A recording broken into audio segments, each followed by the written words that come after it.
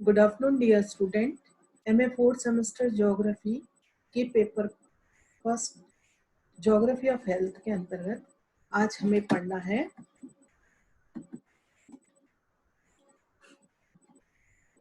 Changing pattern of food habits in India. यदि हम प्राचीन काल से आज तक खाने की पद्धति को देखें तो उसमें काफी परिवर्तन हमें दिखाई पड़ता है।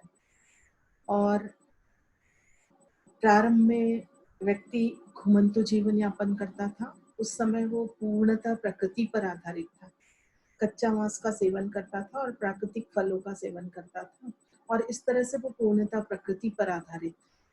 लेकिन जैसे जैसे सभ्यता का विकास होता गया, मनुष्य ने आग की उत्पत्ति की और पुनः भोजन पकाकर खाना प्रारंभ हुआ। हम अपनी दादी और नानी और अम्मा के खाने को यदि हम याद करते हैं तो हमें स्पष्ट रूप से दिखाई पड़ता है कि उनके खाने में पोषक तत्व पूर्णतः समाहित होता था। लेकिन आज भागदौड़ की जिंदगी में यदि हम देखें तो पोषक तत्व की हमें कमी दिखाई पड़ती है और इम्बैलेंस की स्थिति दिखाई पड़ती है। तो कहने का मतलब ये है कि जो आहार है, अन्न है, हमारे शरीर से अन्न का गहरा संबंध होता है। कहा जाता है कि तन चंगा तो मन चंगा, जैसा खाए अन्न वैसा होए मन। तो आइए हम देखें कि आखिर भोजन का क्या प्रभाव हमारे शरीर पर पड़ता है और ये जो प्रतिरूप चेंज हो रहा है वो उसका हमारे जीवन के क्रियाकलाप पे क्या प्रभाव पड़ता है। तो सभी लोगों के भोजन की आदतों का वर्णन करते हैं।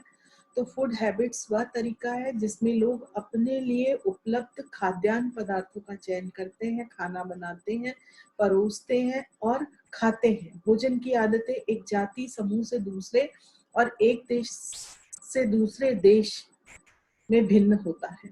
लोगों पर कई प्रभावों के कारण ये अंतर सामने आते हैं। भारतीय भोजन दुनिया के सबसे स्वादिष्ट और सूक्ष्म पदार्थों में से एक है। उत्तर और दक्षिण या पूर्व और पश्चिम के बीच स्वाद की कोई एकरूपता नहीं है, बल्कि जायके का खजाना है जो बस डगमगा रहा है, उसे हमें संतुलित करना है। पाक विविधता भारत के खजाने में से एक है। भारतीय व्यंजनों के लिए इतना अधिक है कि किसी को भारतीय व्यंजनों की बात करनी चाहिए। प्रत्येक क्षेत्र अपनी पाक विशिष्ट विशेषताओं और कई पारंपरिक व्यंजन प्रदान करता है।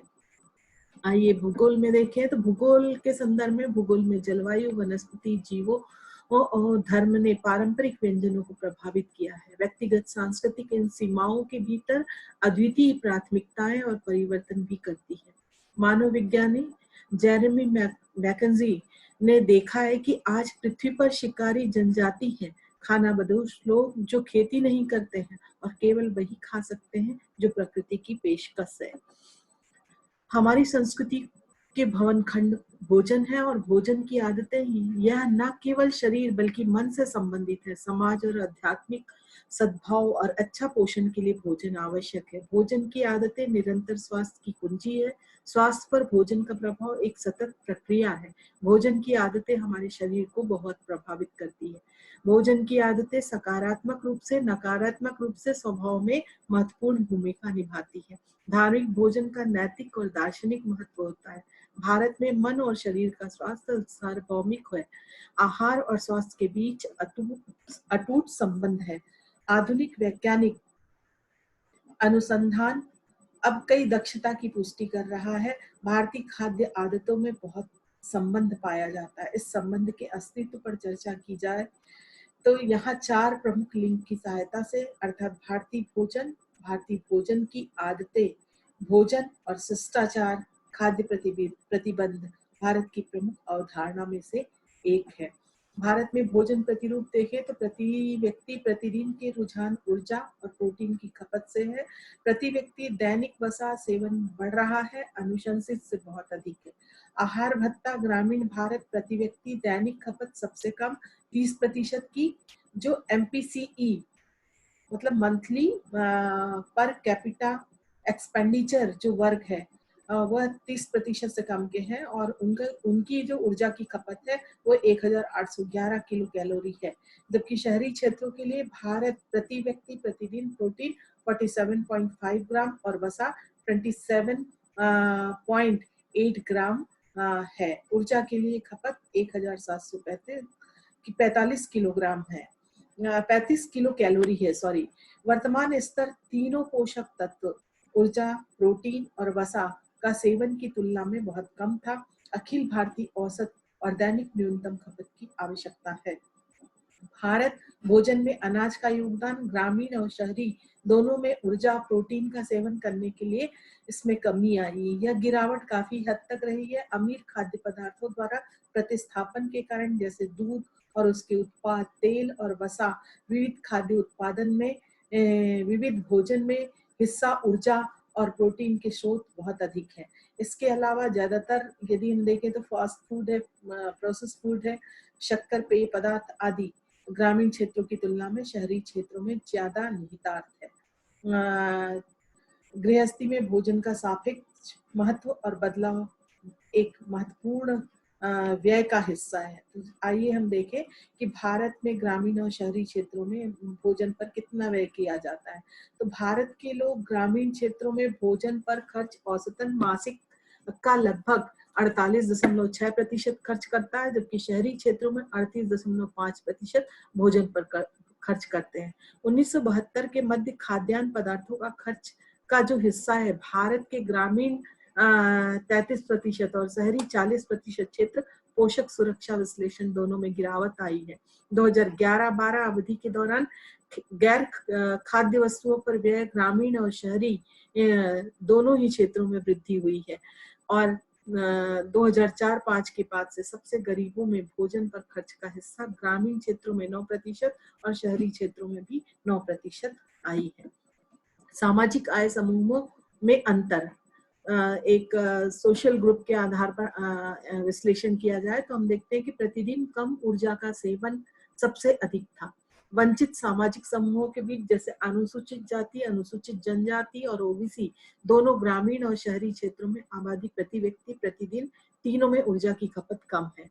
अन्य दो पोषक तत्व जिसमें प्रोटीन और प्रोटीन वसा की खपत सभी में आरडीए के मानदंड स्तर से अधिक है।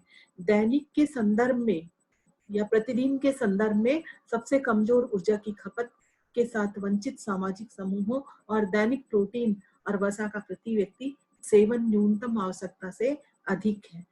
सभी आय समूहों के बीच एमपीसीई मंथली पर कैपिटा एक्सपेंडिचर में वृद्धि के बावजूद दैनिक प्रति ऊर्जा की खपत में कमी हो गई है। यह सबसे गरीबों में आरडीए से बहुत नीचे 30% है। 1987 में स्थायी विकास पर यूएन ब्रंटलैंड कमीशन द्वारा परिभाषा को सामने रखा गया था। सतत विकास वर्तमान जरूरत को पूरा करता है, अर्थात भविष्य की पीढ़ियों की जरूरतों को पूरा किए बिना। आज 3 बिलियन से अधिक लोग कुपोषित हैं और हमारे पृथ्वी के 7 बिलियन लोग गुणवत्ता में कम आहार लेते हैं। इसी समय दुनिया की आबादी तेजी से बढ़ रही है और यह अनुमान है कि 2050 तक हमारी पृथ्वी पर करीबन 10 बिलियन लोग होंगे। खाद्य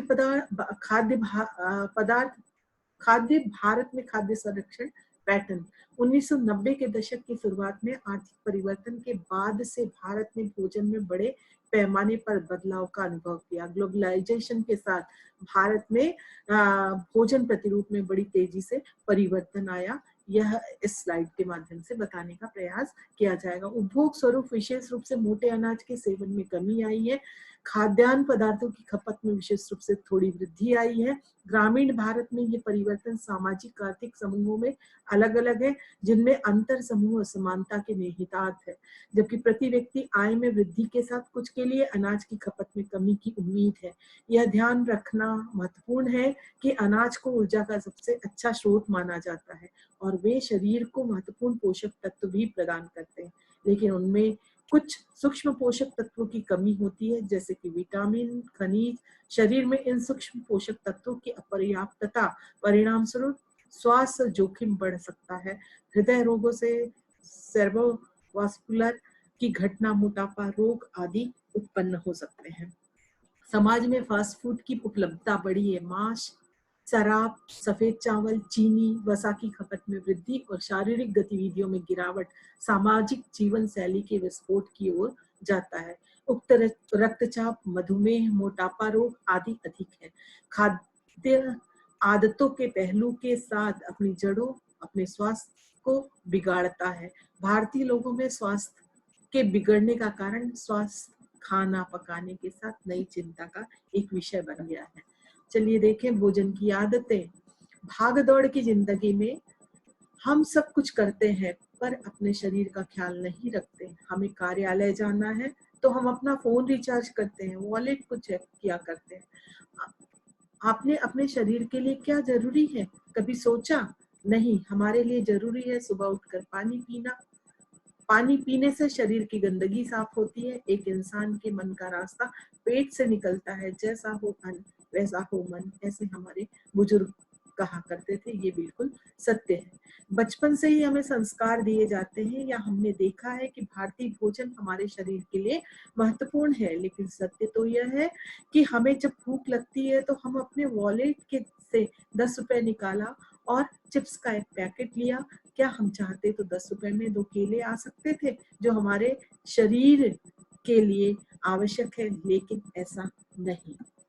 खाद्य संरक्षण में प्रसार। भोजन केवल एक आवश्यकता नहीं, इसके उत्पादन, वितरण और खपत का गहरा संबंध है। स्थानीय राजनीति, अर्थव्यवस्था ये सर्वविदित है कि उत्पादन और वितरण पर नियंत्रण है। भोजन आबादी पर नियंत्रण के सबसे बुनियादी पहलुओं में से एक रहा है। खाना सामाजिक स्थिति और पदानुक्रम है।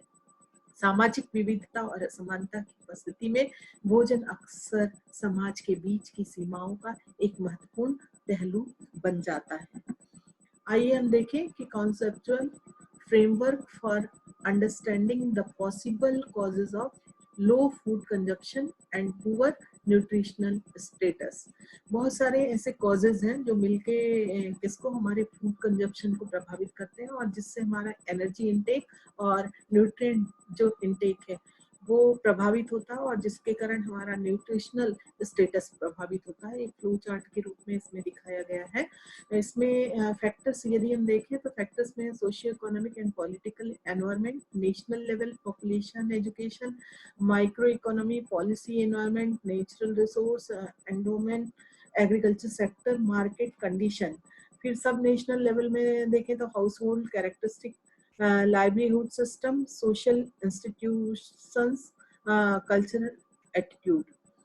कहने का मतलब ये है कि ये सारे फैक्टर्स हैं जो किसको प्रभावित करते हैं, हमारे फूड कंजप्शन को प्रभावित करते हैं। और क्यों प्रभावित करते हैं उसका कारण यदि हम देखें तो हम देखते हैं कि फूड जो अवेलेबिलिटी है वो हमारी कभी कम होती है कभी अधिक होती है और उसके कारण हम प्रभावित होते हैं क्योंकि हर व्यक्ति का सोशियो इकोनॉमिक कंडीशन सही ना हो। सोशियो इकोनॉमिक कंडीशन में हम देखते हैं कि एक ऐसा व्यक्ति जहाँ 4 या 5 परिवार हैं या 2 परिवार हैं, 2 परिवार हैं, उनकी आय के स्रोत दोनों ही कमा रहे हैं तो आय का स्रोत अधिक है और फूड अवेलेबिलिटी बढ़ जाती है।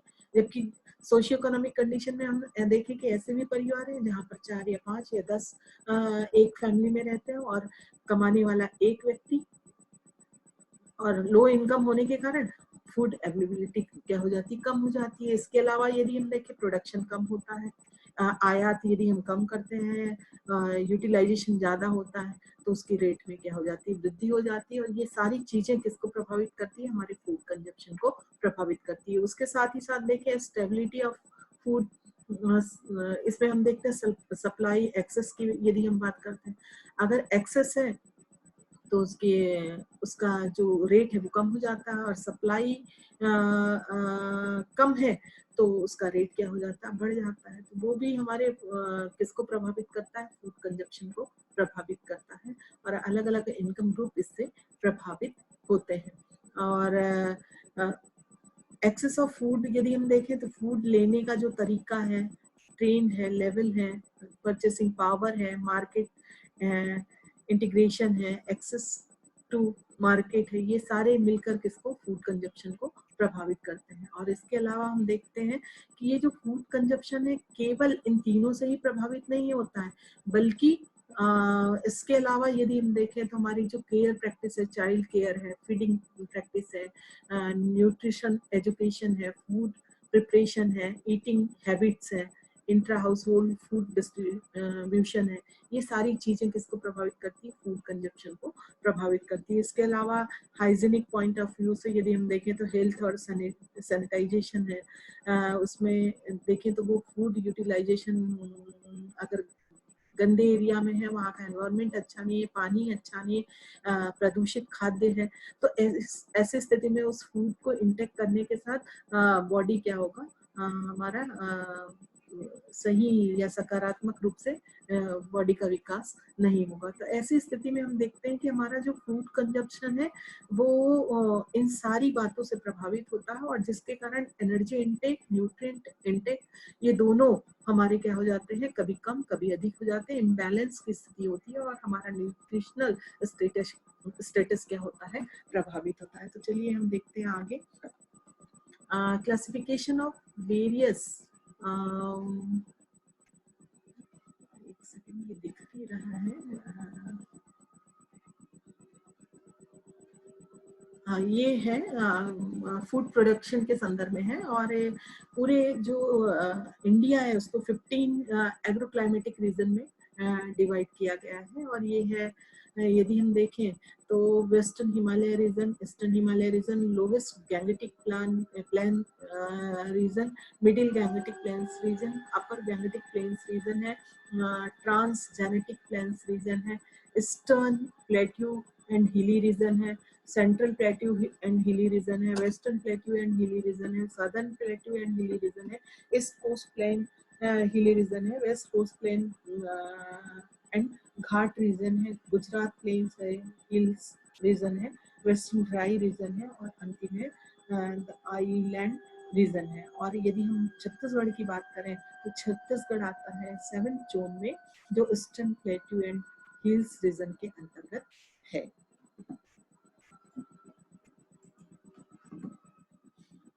नेक्स्ट है, अब हम देखेंगे कि वर्ल्ड से इंडिया का कंपेयर करेंगे, और वर्ल्ड में इंडिया का एरिया के संदर्भ में, प्रोडक्शन के संदर्भ में, वेजिटेबल फ्रूट्स के संदर्भ में, एनिमल्स के संदर्भ में क्या पोजीशन है। तो सबसे पहले हम देखते हैं टोटल एरिया के संदर्भ में, यदि हम देखें तो हमारी इंडिया का वर्ल्ड में 7th पोजीशन है, और अराइवल लैंड के संदर्भ में 2nd पोजीशन है, यूएसए का 1st पोजीशन है, और इंडिया का 2nd पोजीशन है। अगर पॉपुलेशन के दृष्टिकोण से देखें तो हम देखते हैं कि ओवरऑल चाइना के बाद 2nd पोजीशन इंडिया का है, लेकिन रूरल पॉपुलेशन के संदर्भ में देखें तो इंडिया का नंबर 1 है। इसी तरह से यदि हम अनाजों के संदर्भ में देखें तो हम देखते हैं पूरे अनाज में भारत का 3रे स्थान पर है, चाइना नंबर 1, यूएसए नंबर 2, और भारत जो है 3रे स्थान पर है। लेकिन अगर अन्य प्रोडक्शन, अन्य अनाजों की प्रोडक्शन में देखें तो अधिकांश अनाजों में भारत का 2nd स्थान है, केवल जूट और फाइबर में भारत का स्थान 1st है। वेजिटेबल्स में देखें तो भारत वेजिटेबल और फ्रूट्स के प्रोडक्शन में चाइना के बाद इसका स्थान 2nd पोजीशन में है। फिर यदि हम किसकी बात करें, एनिमल्स या लाइव स्टॉक की बात करें तो इसमें हम देखते हैं कि भारत का स्थान कैटल में 2nd है, ब्राजील का नंबर 1 है, बफेलोज में 1st स्थान है, और इसके अलावा यदि हम देखें तो शिप में 3rd स्थान है, गोट में 2nd स्थान है, और चिकन में 7th स्थान है। और इस तरह से हम देखते हैं कि एनिमल प्रोडक्शन,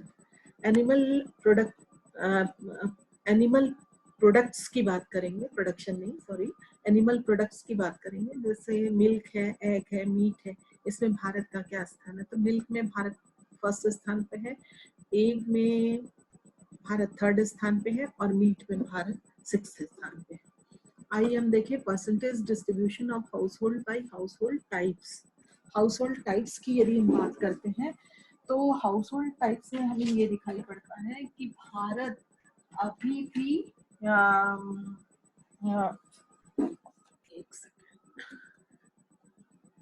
रूरल और अर्बन 2 भागों में हम इसको बांटते हैं। पहला है सेल्फ एम्प्लॉय एंड एग्रीकल्चर 34.3% है, self employed in non agriculture 15.5% है, रेगुलर वेजेस सैलरी अर्निंग 9.6% है, कैजुअल लेबर इन एग्रीकल्चर 21% है और casual labour in non agriculture 13.5% है और अदर्स के अंतर्गत 6.1% है। और इस तरह से जो सबसे प्रथम स्थान पे है रूरल एरिया में वो self employed in agriculture area है। अर्बन एरिया में देखें तो अर्बन एरिया में रेगुलर वेजेस सैलरी अर्निंग में 41.7% है जो नंबर 1 में है और सेकंड पोजीशन सेल्फ एम्प्लॉयड 35.3% है, कैजुअल लेबर 18.8% है और अदर्स है 11.2%। अब हम देखेंगे per capita net availability of food grain gram प्रति दिन कि हर व्यक्ति प्रतिदिन कितना ग्राम इनटेक करता है, लेता है, उसको उपलब्ध होता है, सॉरी इनटेक नहीं, उपलब्ध होता है। तो इस उपलब्धि की बात करते हैं तो हम देखते हैं कि मोटे तौर पर हमने 5 अनाज को यहाँ पर प्रस्तुत किया है। पहला दाल, दूसरा गेहूँ, तीसरा राइस, चौथा मोटे अनाज और पांचवा है फूड ग्रेन। तो हम दाल के उसमें देखें तो निश्चित ही दाल में वृद्धि हुई है। पहले 33 ग्राम पर डे लिया जाता था और अभी वर्तमान में 2018 के अनुसार देखें तो 55 ग्राम पर डे इसमें वृद्धि हुई है। उसी तरह से यदि हम गेहूं की बात करें तो 176 था जो घट के 174 हो गया, 2 ग्राम में कमी आई है। अगर हम किसकी बात करें, राइस की बात करें तो राइस में भी काफी कमी आई है। पहले 204 ग्राम पर डे होता था और अब वो घट के कितना हो गया, 186 ग्राम पर डे हो गया। उसी तरह से यदि हम किसकी बात करें, मोटे अनाज की बात करें, पहले 443 ग्राम पर डे था, वो जो घट के 430 ग्राम पर डे हो गया। और लास्ट में यदि हम देखें फूड ग्रेन्स में तो 475 ग्राम पर डे से बढ़ के 484 ग्राम पर डे हो गया। अर्थात कहने का मतलब है फूड ग्रेन्स में और दाल के अवेलेबिलिटी में वृद्धि हमें दिखाई पड़ती है। अब देखेंगे change in the total food grain production and percentage share of various food grain in food grain production in India में 1996 to 99 and 2015 to 18 के बीच। तो चलिए हम देखते हैं इस ग्राफ में स्पष्ट रूप से दिखाई पड़ रहा है। फूड ग्रेन के संदर्भ में यदि हम देखें तो 1996 टू 99 के बीच प्रोडक्शन कितना होता, 198 और अभी यदि हम प्रोडक्शन देखें 69 के आसपास हो गया है। कहने का मतलब है 71 मिलियन टन इसमें इंक्रीज हुआ है। इसके अलावा ये फूड ग्रेन को ही देखें जो 198 मिलियन टन तब था 1996-99 में और 269 मिलियन टन 2015 और 18 के बीच था, जो अभी हमने पहले देखा। उसमें जो बहुत सारे अलग अलग अनाज है उनके बारे में देखें तो हम देखते हैं कि मोटे तौर पर हमको दिखाई पड़ रहा है कि 2096-99 से 2015-18 के बीच पल्स में वृद्धि हुई है, पल्सेस जो है दाल में वृद्धि हुई है और बाकी लगभग वैसा ही है। उसके अलावा यदि हम किसकी बात करें 1996 और 99 इससे 2015 और 18 के बीच दालों के उत्पादन के संदर्भ में बात करें तो हम ये देखते हैं कि खास करके उड़द और मूंग में वृद्धि हुई है, बाकी एज इट इज है। उड़द और मूंग में लगातार वृद्धि हमें दिखाई पड़ता है। Trend of production and requirement of cereals and pulses in India. तो cereals और पल्सेस के बारे में देखें तो यहाँ पर हमें ये दिखाई पड़ रहा है कि हमारा जो इनटेक है या रिक्वायरमेंट है हमारा, ये ब्लैक कलर से है और प्रोडक्शन ये जो लाइट ग्रीन कलर में है वो प्रोडक्शन को बता रहा है। यदि हम देखें तो हमारे रिक्वायरमेंट से पहले प्रोडक्शन कम था, लेकिन वर्तमान में हम देखते हैं कि हमारा रिक्वायरमेंट कम हो गया है, प्रोडक्शन बढ़ गया है। ये स्थिति हमको दिखाई पड़ रही है। इसका मतलब ये है कि फूड सिक्योरिटी में गवर्नमेंट का एक महत्वपूर्ण योगदान हमें दिखाई पड़ रहा है। उसी तरह से यदि हम सेल्स में देखें तो हमको ये दिखाई पड़ रहा है कि हमारा जो रिक्वायरमेंट है वो लगातार एक स्टेट लेवल पे दिखाई पड़ रहा है। थोड़ा सा इसमें बढ़ोतरी हमको दिखाई पड़ रहा है, लेकिन प्रोडक्शन लगातार हमारे रिक्वायरमेंट से अधिक है, अभी भी है और पहले भी था। और एक ईयर है जो जिस समय 2002 और 3 के बीच, वहां पर रिक्वायरमेंट की तुलना में प्रोडक्शन अपेक्षाकृत कम हुआ था।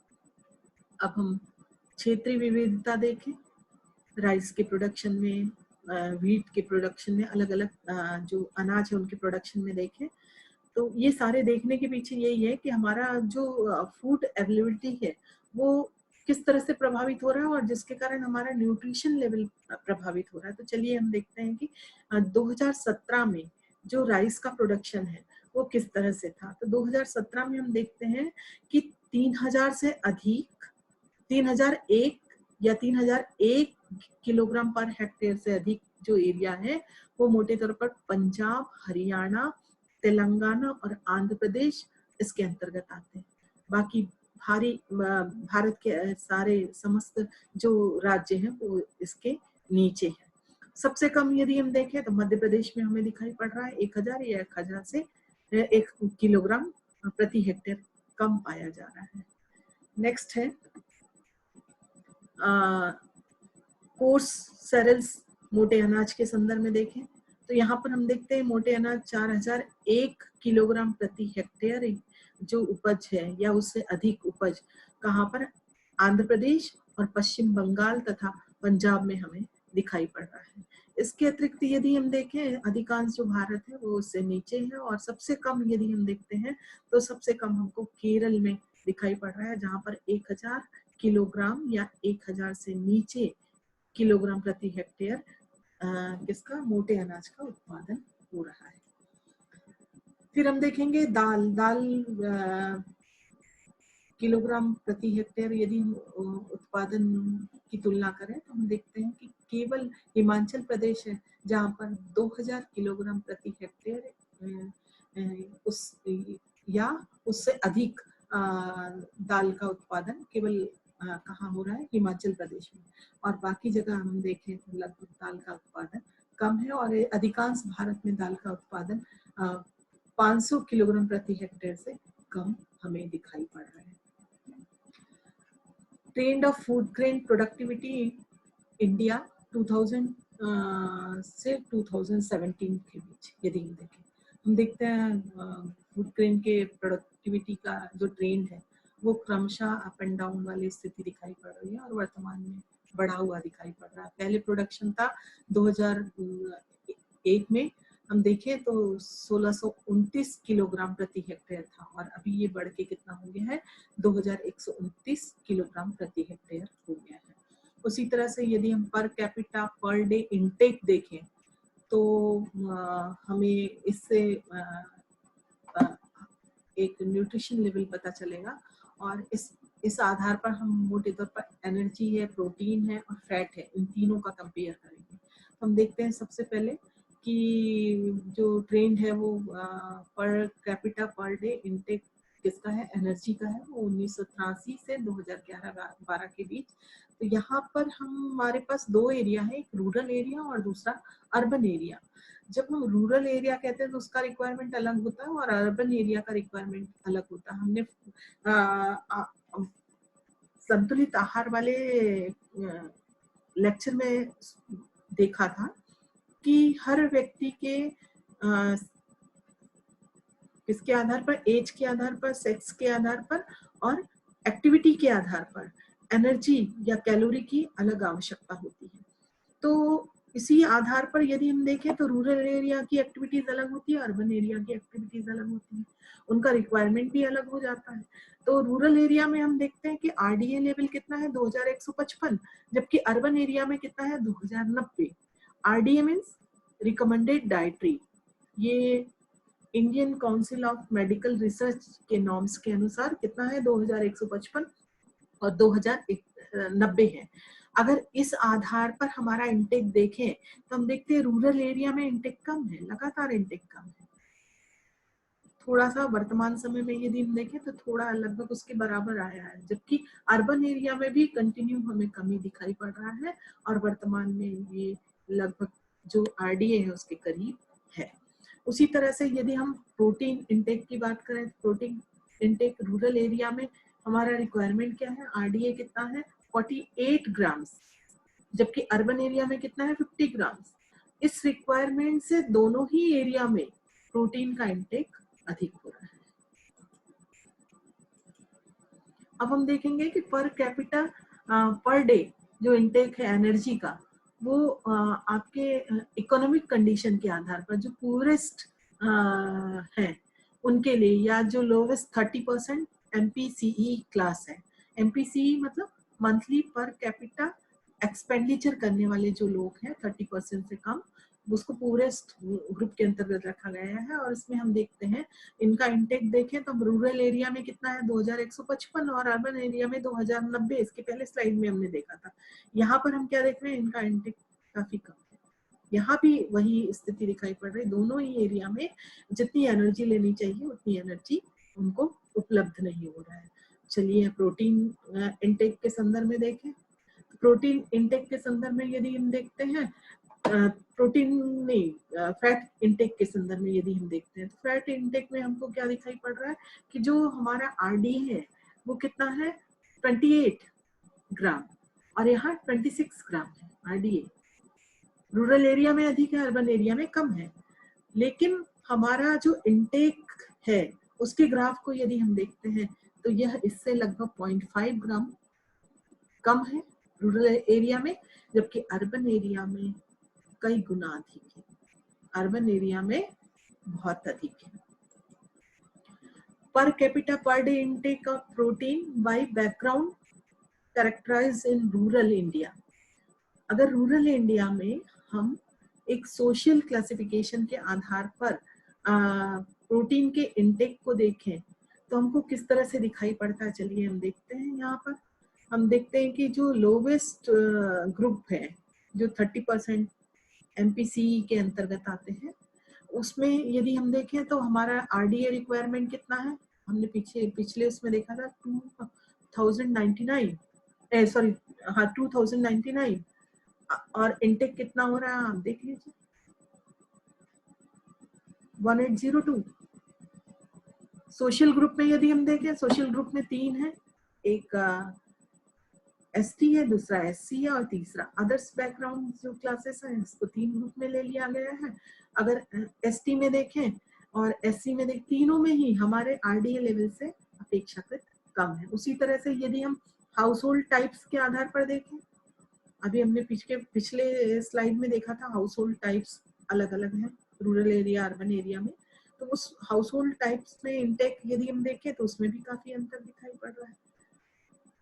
यदि हम इसमें देख रहे हैं कौन सा सेल्फ एम्प्लॉयड इन एग्रीकल्चर जो ग्रुप है, उसमें यदि हम देखें तो इंटेक लेवल के लगभग आसपास है। बाकी जगह हम देखें अदर्स ग्रुप में तो यह अपेक्षाकृत क्या है, कमी है, हमें दिखाई पड़ रहा है। नेक्स्ट है अर्बन एरिया। अर्बन एरिया में भी इन तीनों ग्रुप में यदि हम देखें तो पहला ग्रुप एमपीसी, दूसरा सोशल ग्रुप है और तीसरा हाउस होल्ड टाइप्स है। MPC monthly per capita expenditure जो ग्रुप है उसमें लोवेस्ट 30% है और एवरेज जो ग्रुप है यदि हम देखें तो यहाँ पर हमको क्या दिखाई पड़ रहा है, जो आरडीए लेवल है उसके करीब है और ये बिलो आरडीए लेवल है, अबव आरडीए लेवल है और ये बिलो आरडीए लेवल है। अगर इसमें देखें तो केवल अदर्स ग्रुप ही अबव आरडीए लेवल पे है और हाउस होल्ड में यदि हम देखें तो कौन हमें दिखाई पड़ रहा है, एक जो regular wages salary earning group है और अदर्स ग्रुप है जो अबव आरडीए ग्रुप के अंतर्गत आते हैं। ये रेफरेंसेस हैं और जिसके आधार पर आप चाहे तो डिटेल में नोट्स बना सकते हैं और उम्मीद है आप सभी को समझ में आया होगा। Thank you.